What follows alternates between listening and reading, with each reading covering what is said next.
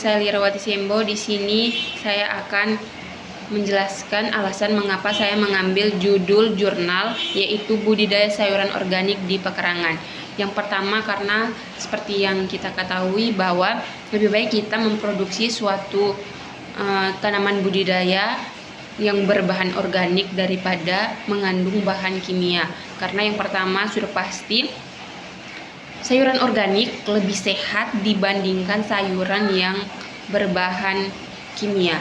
Lalu yang kedua, sudah jelas bahwa pertanian organik merupakan pertanian berkelanjutan karena yang pertama lebih ramah lingkungan, di mana kita sudah melestarikan lingkungan dengan menggunakan bahan-bahan organik, dan hal tersebut sudah pasti berdampak lingkungannya. Contohnya kita memperoleh pertanian organik berarti kita telah menjaga lingkungan dan menjaga kesuburan tanah. Lalu yang kedua, munculnya kesadaran masyarakat akan bahaya kandungan zat kimia, membuat masyarakat tuh lebih selektif dalam memilih sayur dan lebih menerapkan pola hidup sehat untuk dikonsumsi.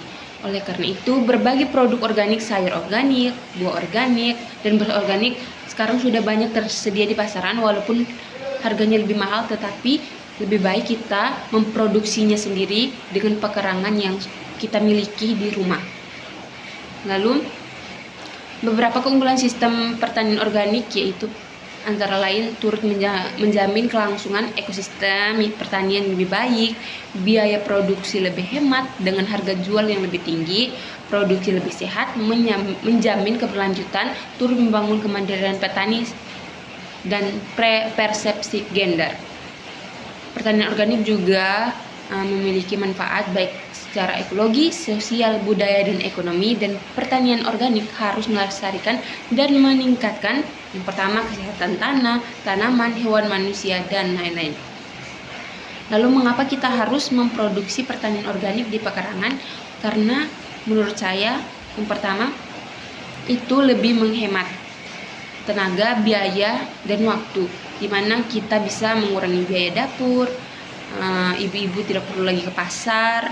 Lalu contohnya kita memiliki kebun tapi kebun kita jauh, kan itu sangat tidak menghemat waktu kita ya.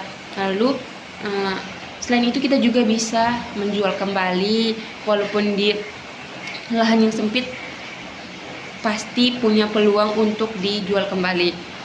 Lalu kita bisa bagaimana kita untuk mengolahnya? Kita bisa menggunakan pertanian hidroponik, yaitu pertanian menggunakan air, ataupun kita bisa menggunakan polybag dan lain-lain. Lalu selain itu, saat kita memproduksi pertanian sayuran organik ini di lahan kita, kita bisa menambahkan nilai estetik, lingkungan kita lebih sejuk, lebih asri, dan lebih adem. Dan berkebun juga menjadi sarana rekreasi aktif yang mengurangi stres kita juga.